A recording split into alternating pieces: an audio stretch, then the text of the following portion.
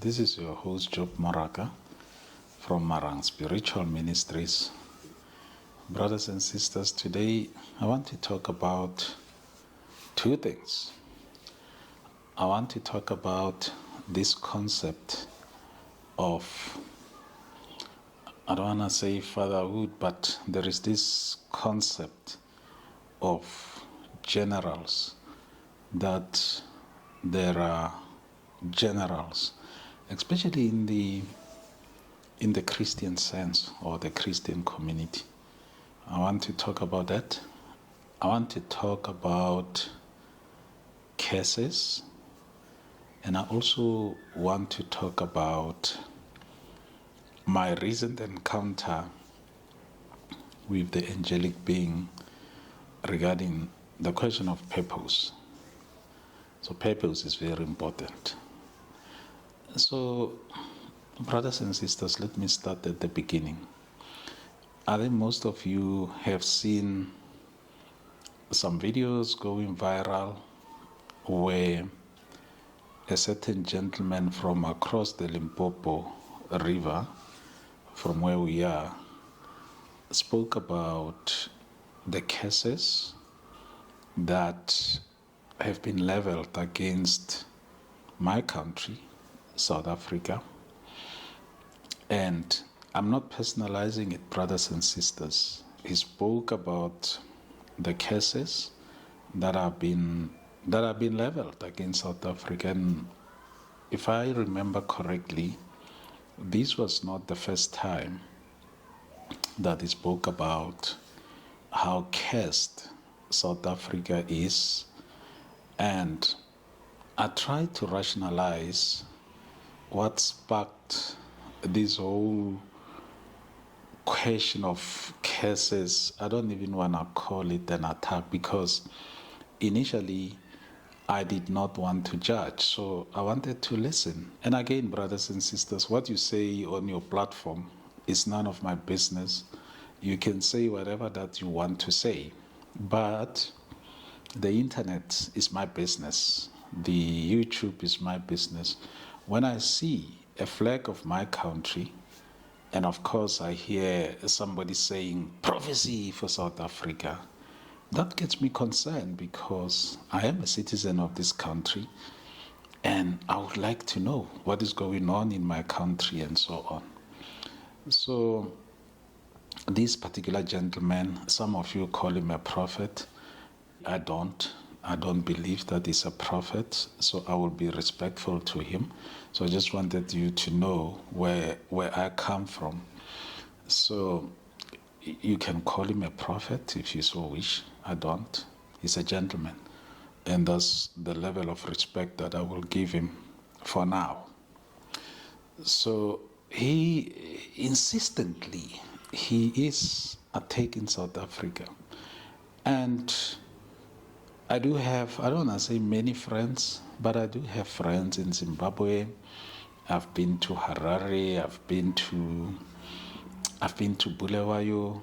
I know people there, very decent people that I've worked with many years ago. We used to work for an organization called 3M. We became friends with some of them. I don't have to mention their names, they know themselves.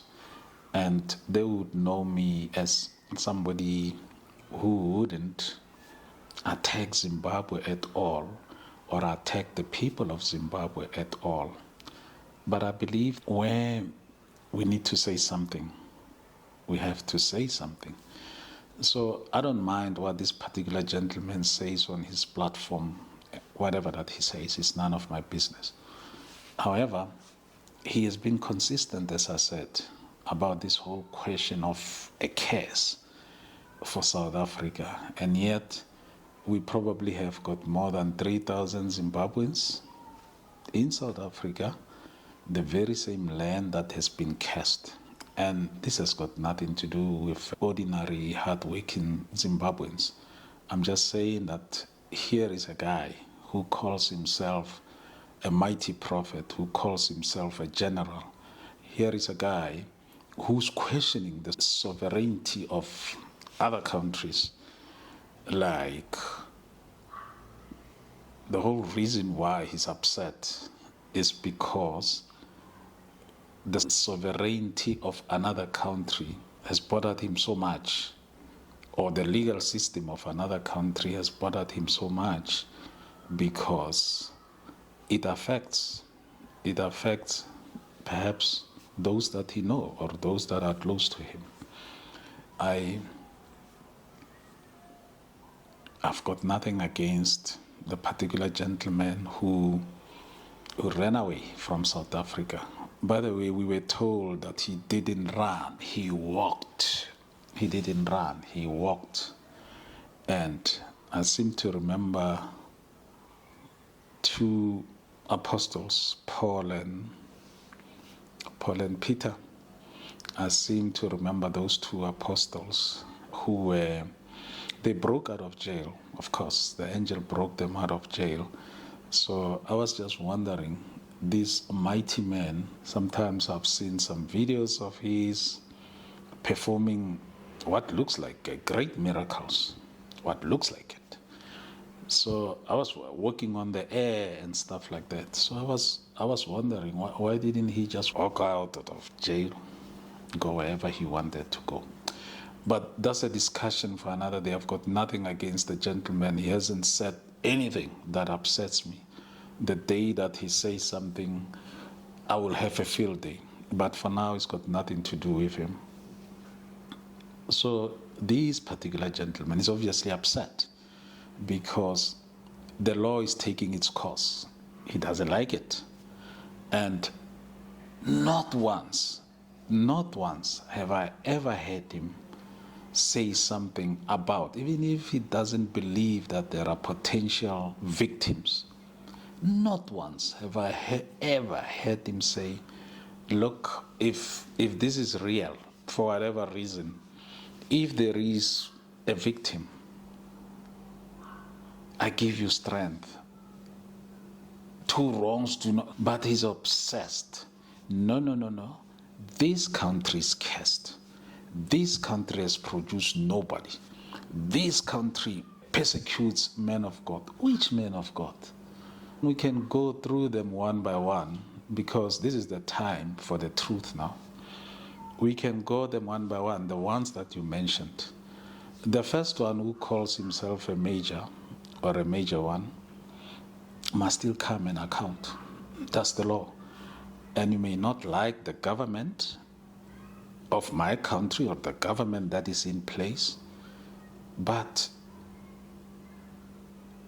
if God didn't want this government to be in place, he would have already chucked it out. So it's none of your business whether the government is in place or not. The government is in place, the systems are in place. We all abide, including me. If I do something wrong and they arrest me, I must face the might of the law. I don't run away. Peter did not run away. Paul, they did not run away. But here is a man who is mighty. He can walk, as you said. I'm not sure why he didn't walk out of jail. But anyway, that's number one. Number two, who has cursed South Africa? And what are you talking about? When you say South Africa is cursed, who has cursed it? Who has cursed it? And secondly, are you talking about South Africa, the land that has been cursed, like Jesus cursed the fig tree? Or are you talking about the people? Because you didn't explain yourself, I took the liberty to respond to what you have said. I live in South Africa. I'm a citizen of South Africa. And I believe that when you say South Africa is cursed, you're talking about its people. And I refuse to be cursed by you or anyone else. I don't care how much you try. Do I look like I care, like you said? I don't care how much you go to the mountain to cook the curses or whatever the case is. I refuse to be cursed by you. And I would believe that the many South Africans wouldn't want to be cursed by you or anyone else. Wherever the source of the curse is, whoever that you're talking about, I refuse. I refuse to be cursed by you. And I just want to make something very clear. There was once a prophet called Balaam, and he attempted to curse what God has already blessed. This country is blessed. There is no one who is going to curse it, especially people who are fugitive from justice. You have not even once, as I say, spoke about the potential victims. I know that there was a case that I was doing where people divorced because the wife had to keep on raising money for that church, and the husband walked away. Loans upon loans upon loans. So I speak from experience. So when the other people are accusing the same person for whatever it is, let him come and answer. You don't run away. You don't fight tooth and nail not to come and stand trial, justice. The other one that you spoke about, 44 women. What are you talking about? There was a young lady who testified before the judge declared the case a mistrial. There was a young woman who testified. You haven't even said anything about her. Forget about the 43 that you are talking about. Do you think she made it up? Do you think she made it up? So I really don't care what you say on your platform. When you jump up and down, you prophesy, whatever codes that you use, it's none of my business. I just don't simply believe in that nonsense. But what I do believe in, I believe in justice. And I believe that if you believe you're a general, what are you doing for Zimbabwe yourself? Tell us. Tell us what you're doing for Zimbabwe. Now, brothers and sisters, I want to talk about this concept of generals because everybody's obsessed. It's just another way of saying an idol. Idolatry. He's a general. Then everybody idolizes this guy. I want to talk about that. And in line with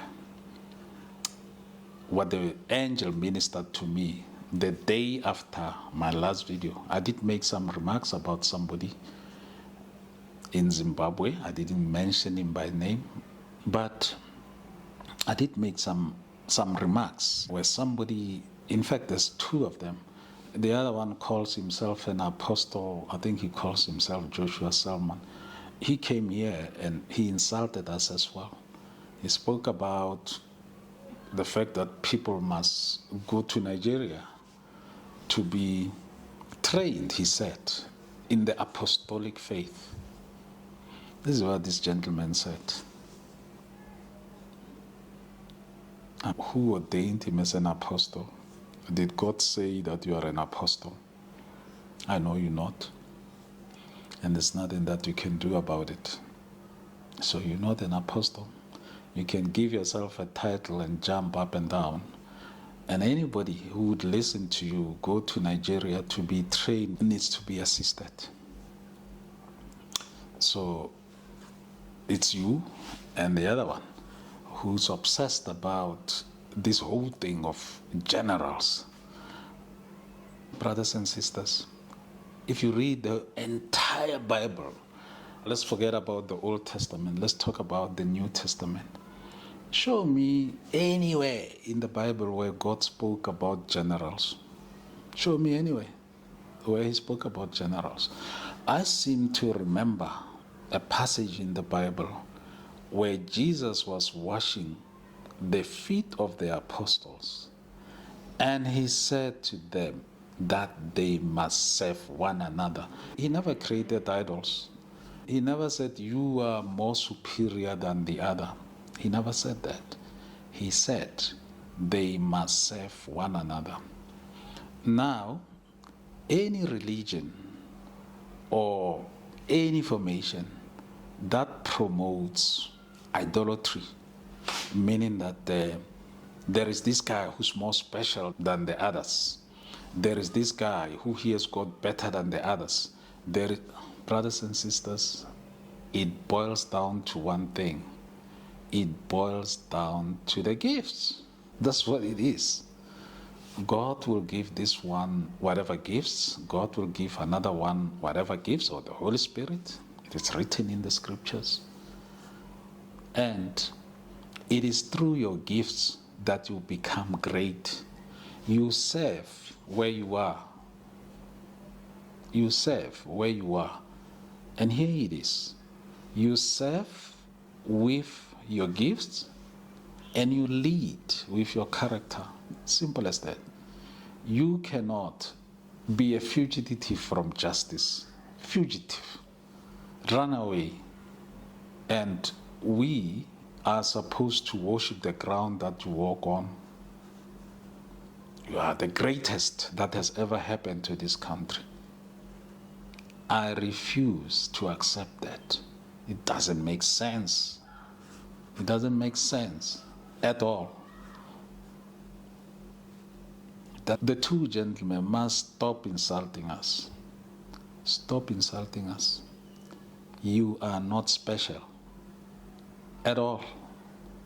And remember this. This is very important. I think the other one would understand better than this one from Zimbabwe. This is more important. There will always be people who are lesser than you and greater than you. There will always be people who are lesser than you and greater than you in terms of everything. So what am I saying? What I'm saying is that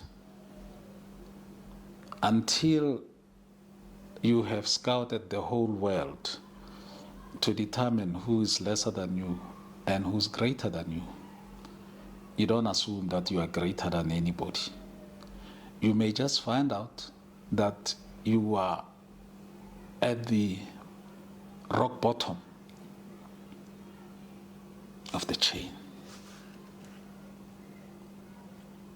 And you are at the rock bottom of the chain, both of you. And I can prove it if I want to, any day, anyway. So, if you want to say something on your platform, say that. If you want to prophesy about my country, prophesy. Do not curse me. Other South Africans may not be bothered about what you said, but I know words have got power. It is all in the tongue. Do not curse me. You will not curse me. I reject your curse. And more so, that there is nothing about what we have said that would make this country deserve a curse. We are blessed. We are in charge. And this country will be cleaned of all curses and those who pretend to be of God, whereas they are not. From Marang Spiritual Ministries, brothers and sisters, I know it's going to be painful for some of you who follow the gentlemen that I've spoken about. I call them gentlemen. There's a reason why I do that. And it's just a blessing that I can see what they are all about. Insult me, I'm sure there will be insults, but I stand firm. You are a leader where you are. You don't have to be a general, as they call it. Jesus never spoke about generals. This is the stuff that creates idols. And without those idols, you cannot function, you cannot pray for yourself. I was speaking to some gentleman from Kenya, and he knows himself. And every 5 minutes he will call me, pray for me. This is happening, that is happening. then he would call someone else, pray for me, this is happening in my life, and all of that. Until I got to a point where I believed that I must rebuke the spirit of dependence. And I said, you can speak to God yourself. You don't need me. You don't need all these people that you keep on running to. And of course, they will never help you. I refuse to be cursed. No one will curse me. I know. No one. I know that's the first thing that they will do. I've heard them. The first thing that they do, they run towards whoever that they run to, and they will talk about curses. I curse Botswana. I curse South Africa. I curse. No, you won't. No, you won't. We will remain blessed. We will stay blessed. And to my fellow brothers and sisters from Zimbabwe who are here, I wish you well. Pray for your country. The generals, as they call themselves, of your country cannot do anything about it. And the last line of defense, where some of you are getting whatever lifeline that you can get, that last line of defense is being cast by men and women in your own background who claim to be God's servants.